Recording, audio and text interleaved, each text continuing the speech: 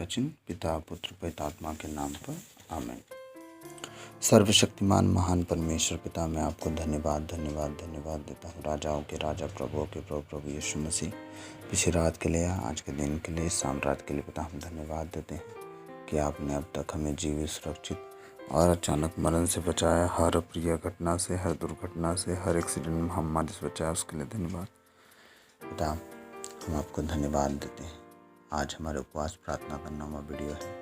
हे खुदावंद, मैं प्रार्थना करता हूँ आपके बेटी बेटियों के लिए जो आज का वचन सुने, वो 100 गुना फल लाए अपने जीवन, मन, प्राण, शरीर, घर, परिवार सब में प्रभु आपकी आशीष से पहले फैले और वो बढ़ते फलते फूलते जाए। इस योग नहीं प्रभु, आज बोलने वाला मैं नहीं वरन आप स्वयं मुझ में होकर अपने वचनों के द्वारा बातचीत करें। सारी बातों को आपके चरणों में रखते हुए विनती यीशु के नाम पर भक्त आपसे मांगते, सुनिए और दया से ग्रहण कीजिए, आमीन। आइए, मैं आपका फिर स्वागत करता हूँ इस उपवास प्रार्थना 40 दिन के 9वें दिन में, और मैं आशा करता हूँ आप सब खुश होंगे, आनंदित होंगे और प्रभु का वचन आपके हृदय को जांच रहा होगा। आज हम 35 उपवास के विषय में जिक्र करेंगे। बाइबल के बाकी जो उपवास हमने देखा, अब 35 उपवास के ऊपर जाएंगे। तो आज 35 का पहला संदेश हमारा होगा पहला राजाओं का ग्रंथ अध्याय 21।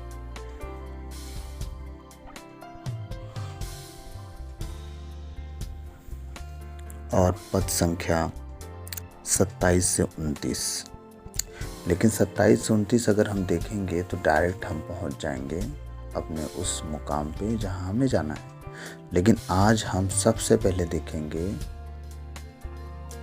21 अध्याय का पहला वचन से हम पढ़ेंगे, तब आपको बेसिक चीजें पता चलेगी। पेज नंबर है 469, 469। पहला राजाओं का ग्रंथ अध्याय 21 पद संख्या 27 से 29। वचन कहता है, नाबोत की दाख बारी। ये नाबोत कौन था? एक साधारण सा व्यक्ति था। इजरायली नाबोत की एक दाख बारी थी जो समारिया के राजा आहाब के महल से लगी हुई थी, और उस व्यक्ति का दाख का बारी था, राजा में सटी हुई जमीन थी। ठीक, अब देखिए श्राप का कारण कौन कहाँ से बन रहा है। आहाब ने किसी दिन नाबोत से कहा, अपनी दाख की बारी मुझे दे दो, मैं उससे सब्जी का बाग बनाना चाहता हूँ क्योंकि वह मेरे महल से लगी हुई है। ठीक, ये किसने कहा? राजा ने कहा। जब बात राजा की आए तो जमीन से सटा हुआ जमीन हो, चाहे राजा का आंगन ही क्यों ना हो, आप राजा पर कभी एहसान नहीं कर सकते, क्योंकि राजा कितना भी बेकार क्यों ना हो, लगभग चाहता है जिसने जो मेरे लिए किया उससे बढ़ के करूं, अभी वो साबित भी करेगा। आमीन।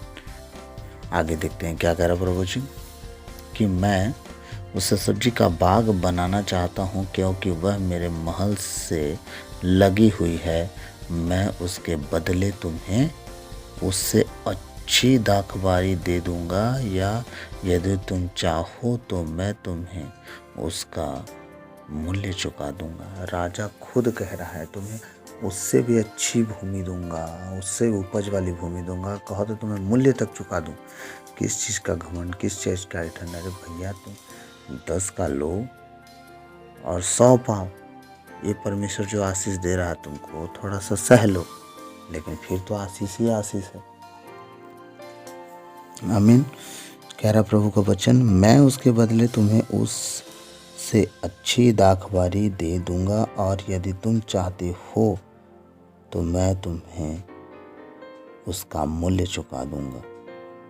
किंतु नाबोत ने आहाब से कहा, ईश्वर यह न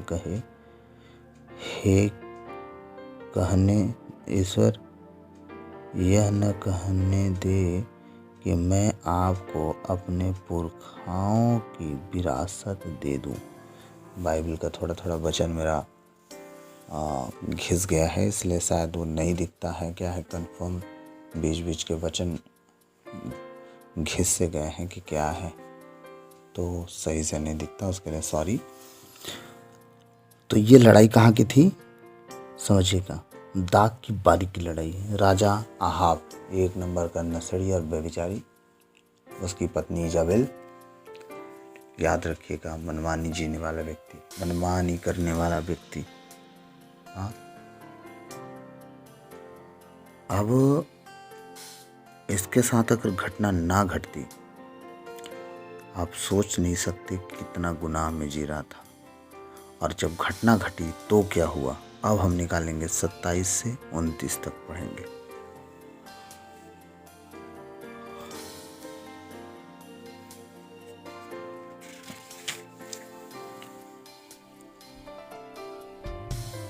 क्या करे प्रभु जी।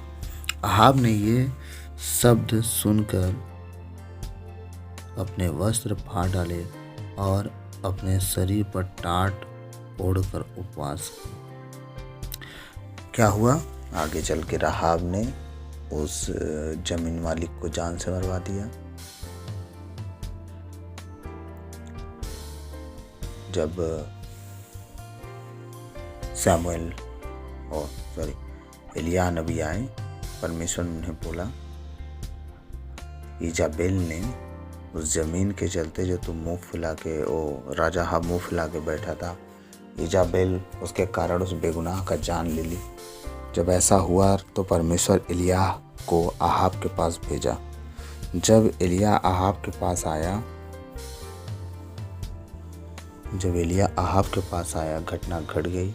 एलिया बहुत खतरनाक मैसेज उसे दिया, और इसे आप लोग चाहें तो एक अध्याय पूरा पढ़ें। 24 में क्या लिखा है थोड़ा मैं पढ़ूंगा। अहाब के घराने का जो व्यक्ति नगर में मरेगा वह कुत्तों द्वारा फाड़ा जाएगा, और जो खेत में मरेगा वह आकाश के पक्षियों द्वारा खाया जाएगा। इतना डेंजर श्राप दिया परमेश्वर ने, तुम्हारे घराने के अनुसार जो कोई मरता है तो याद रखना कि कुत्तों द्वारा खाया जाएगा। इतना डेंजर श्राप मिला उसे, सिर्फ इस वजह से कुछ बेगुनाह ने कहा कि मैं अपनी ज़मीन नहीं बेचूंगा, और राजा का जिद था कि मुझे वो ज़मीन चाहिए। अरे दे देता वो भी राजा को ज़मीन, वो भी तो जान रहा है पूरा राजपाट इसी का है, दे देते हैं यार, काहे फालतू हल्ला है। नहीं देंगे तो नाटक चालू ही रहेगा, और कहीं ना कहीं राजा बैर निकाल लेगा। यही सोच के अगर राजा को ज़मीन दे दिए होते तो वो आदमी मरा ना होता और उसके पास अच्छी भूमि होती। देखिए समझदारी इसमें है कि अगर आपसे कोई कुछ कहे तो आपको पता है कि अगर हम नहीं करेंगे तो हमारा नुकसान होगा, और करेंगे तो फायदा ही फायदा है। राजा अहाब को परमेश्वर ने उस व्यक्ति को जो खेत का मालिक था खुला ऑफर दिया, चाहे तो तू ज़्यादा ले ले, कहीं और ले ले, पर वो माना नहीं। उसे समझना चाहिए था कि राजा है ये, इसके मन में कुछ भी आ सकता है, मेरी ज़मीन भी ले सकता है, मुझे मार भी सकता है। पर वो ऐसा नहीं सोचा, और उसका कहना मेरे बाप दादा की ज़मीन में ऐसे कैसे बेच दूँ। तब वो मुंह फुला के बैठा, लेटा, खाना पीना छोड़ दिया। जब उसकी पत्नी इजाबेल आई तो उसने कहा तो मुंह क्यों फुलाया, उसने सारा कहानी का बता दिया। उसने कहा रुक मैं देखती हूँ। जब वो व्यक्ति जिसका ज़मीन था वो बाहर निकला और लोग इकट्ठा होके उस पर लालछन लगाने लगे और उस व्यक्ति को मार डाले, तब इज़राइल का परमेश्वर एलिय्याह को भेजता है कि जो तूने किया वो अच्छा नहीं किया, एक बेगुनाह का तूने लहू बहाया। तब कहा गया अहाब के घराने का जो व्यक्ति नगर में मरेगा वह कुत्तों द्वारा खाया जाएगा, और जो खेत में मरेगा वह आकाश के पक्षी द्वारा खाया जाएगा। सोच के देखिए कि परमेश्वर कितना नाराज़ हुआ, कि इतना भयंकर उन्हें तकलीफ़ दिया, इतना भयानक वाला उन्हें।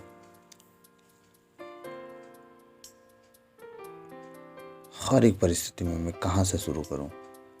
तो आप सब समझिएगा हमारा प्रभु सबसे दयालु है, अनुग्रहकारी है, लेकिन कब तक? जब तक उसके लोग उसके अनुसार चलेंगे। आगे हम वचन देखेंगे क्या कह रहा है प्रभु कृष्ण। आहाब ने ये शब्द सुनकर अपने वस्त्र फाड़ डाले और अपने सिर पर टाट ओढ़ कर उपवास की और टाट के कपड़े में सोता था और उदास होकर इधर उधर टहलता था। तब प्रभु की वाणी तिस्बी एलिय्याह को यह कहते हुए सुनाई पड़ी, क्या तुमने देखा है कि आहाब ने किस तरह अपने को मेरे सामने दीन बना लिया है? चूँकि उसने अपने को मेरे सामने दीन बना लिया, इसलिए मैं उसके जीवन काल में उसके घराने पर विपत्ति नहीं ढाऊंगा। मैं उसके शत्रु उसके पुत्र के राजकाल में उसके घराने पर विपत्ति ढाऊंगा। अब परमेश्वर क्या कह रहा है? जो तुम लोगों ने किया पति और पत्नी मिलके, वो सही नहीं किया। जब परमेश्वर गुस्सा गया कि तुमने जो किया सही नहीं किया, परमेश्वर ने एलिय्याह के द्वारा जब बतवाया तो राजा आहाब क्या किया? टाट ओढ़ लिया। और टाट तो छोड़िए, 5 गुना नम्र बना। मैं 5 गुना जुड़वा दूंगा। लेकिन वो सबसे बड़ी बात क्या थी पता है? एक राजा होकर अपने ही घर में दबे पांव चल रहा था चोरों की तरह। ऐसा नम्र, ऐसा छोटा बना वो कि वो अपने जीवन के सारे गुनाहों को आप समझिए कि मान रहा है परमेश्वर के सामने। वो 5 गुना नम्र बना। पहला क्या है? पहला है अपने वस्त्रों को फाड़ देना, एक राजा होकर अपने वस्त्र फाड़ना। दूसरा क्या है? पहरावे के समान टाट ओढ़ लेना। टाट उड़ना और पहरावा कपड़ा बना के टाट उड़ना, ये दोनों में फर्क है। श्रापित व्यक्ति को आप एक तरह से टाट बांध के ओढ़ा के ढहा सकते हैं, लेकिन यहाँ कुछ बात अलग थी। वो अपने वस्त्र फाड़ा था और दूसरा क्या था? पहरावे के समान टाट को पहन लिया था। एक पहरावे के समय टाट को बीच से छेद करके पहन लिया था, एक बोरे को। तीसरा क्या है? उपवास किया था। राजा आहाब फिर उपवास में गया, टाट ओढ़े ओढ़े।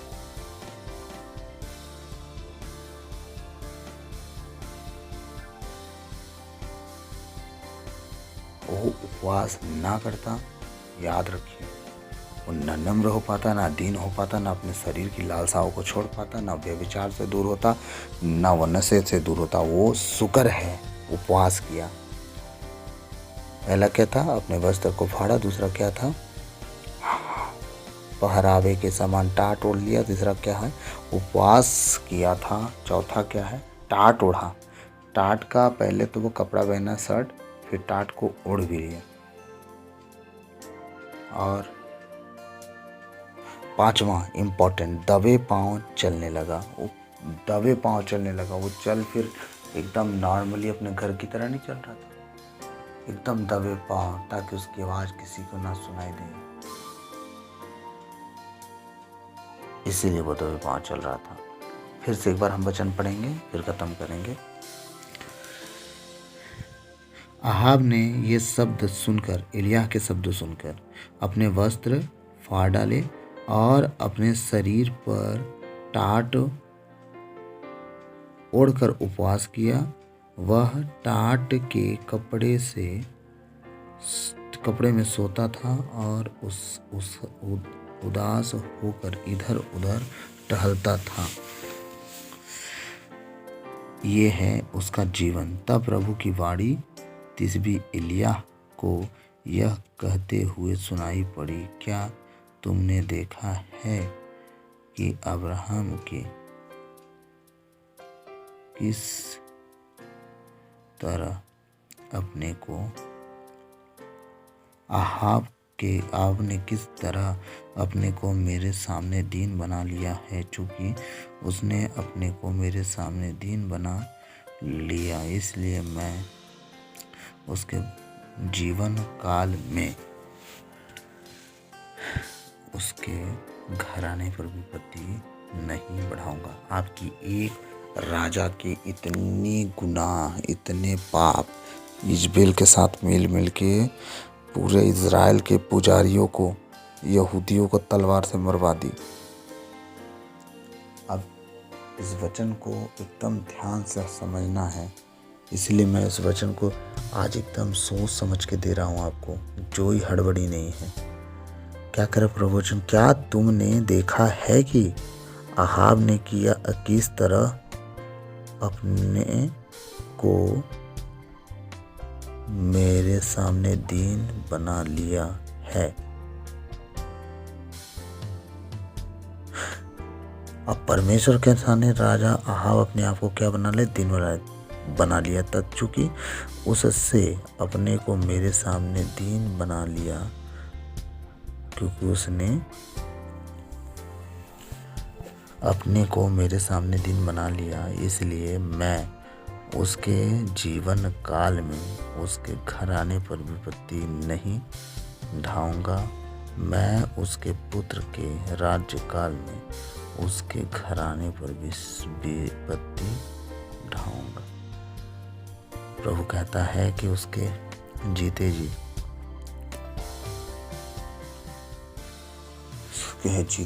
राजपाट में कोई कमी नहीं आएगी। लेकिन तेरे मरने के बाद जब तेरे बच्चे आएंगे, पीढ़ी की बात नहीं हो रही कि नाती नतरुआ, जब तुम्हारे औलाद खुद के होंगे तो फिर ये सब सोचने की विषय। मैं चाहता तो बीते दिनों की तरह एक लाइन में वचन दे देता, लेकिन मैं चाहता हूँ कि इस वचन को आप बार बार पढ़ें कि परमेश्वर कहीं के लिए तैयारी किया है, उसके लिए उपवास प्रार्थना की जरूरत है। जब टाइम मिले उपवास प्रार्थना हम करें, क्योंकि लिमिटेड समय हमें परमेश्वर दिया, किसी की कोई गारंटी नहीं है कब कौन कहाँ रहेगा, कहाँ जाएगा। तो प्रभु इन वचनों के द्वारा हम सबको आशीष दे, आमीन। आप इस वचन को मैं चाहता हूँ कि आप पूरे 21 अध्याय को एक बार नहीं 10 बार पढ़ें, कि आपको पता चले कि राजा अहाब गलती किया और उसका सजा उसे मिला या नहीं मिला। तो आइए हम प्रभु से प्रार्थना करें अपने जीवन के लिए, अपने घर परिवार के लिए, अपने मुक्ति विधान के लिए, अपनी कमी घटी के लिए। हे सर्वशक्तिमान महान परमेश्वर पिता, मैं प्रार्थना करता हूँ इस घर के लिए, अपने पत्नी बेटी के लिए, अपने आप के लिए। खुदावन अपने लहू से सील और कवर कर कोई भी शैतान की चाल, उसकी युक्तियाँ, उसकी बातें हमारे जीवन में विचार घर संसार में काम ना करें। ये परम प्रधान परमेश्वर के लहू से छुड़ा। हे खुदावन दया कर, दया कर, दया कर, दया कर, दया कर। इस सारे बेटे बेटियों पर दया कर खुदा, जो आज का वचन सुनने जा रहे हैं। हे प्रभु उनकी कमी घटियों को दूर कर प्रभु, अपने वचन के द्वारा 100 गुना फल लाने वाले हैं। और धन्यवाद, धन्यवाद, धन्यवाद। हे परम प्रधान परमेश्वर पवित्र आत्मा प्रभु यीशु मसीह, हर एक जन को आशीष दे, उस घर को आशीष दे जिस घर में प्रभु ये दुआएं चलाई जाए। हे परम प्रधान परमेश्वर सर्वशक्तिमान ईश्वर, आपकी तारीफ हो, तारीफ हो, तारीफ हो। ओ परम प्रधान परमेश्वर, hallelujah, thank you Lord Jesus. प्रभु मैं उन सब के लिए प्रार्थना करता हूँ जितने प्रार्थनाओं को, जो वचनों को सुनने वाले हैं। यह प्रार्थना नाज़रत के यीशु मसीह के मीठे और मधुर नाम से बहुत आपसे मांगते हैं, सुनिए और दया से ग्रहण कीजिए, आमीन, आमीन, आमीन। तो प्रभु सबको खूब आशीष दे और हमारे भाई जवान जल्द से जल्द रिपेयर होंगे, इसकी हम कामना करते हैं। और खुदावन मैं आपसे प्रार्थना करता हूँ यीशु मसीह के नाम से,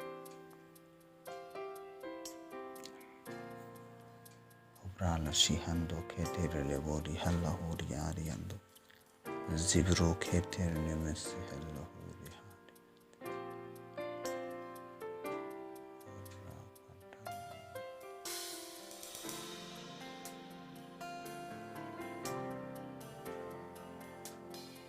धन्यवाद, सारी बातों को तेरे चरणों में रखते विनती यीशु के नाम पर बहुत आपसे मांगता हूँ, सुनिए और दया से ग्रहण करिए। प्रभु आप सबको खूब आशीष दें, ज्ञान बुद्धि प्रकाश में बढ़ते जाएं और प्रभु में बने रहें। भूल चूक माफ़ कीजिएगा। और मैं बहुत आज होल्ड करके वचन सुनाया हूँ। मैं चाहता हूँ कि जितना हो सके स्लो में और धीरे में वचन सुनाऊँ ताकि आपके समझ में आए। चलिए अब जाइए, प्रभु के साथ उपस्थित होइए। मैं रखता हूँ अपनी हर एक बात को साइड में और आपके परमेश्वर के साथ आपका रिश्ता मानता हूँ। आमीन।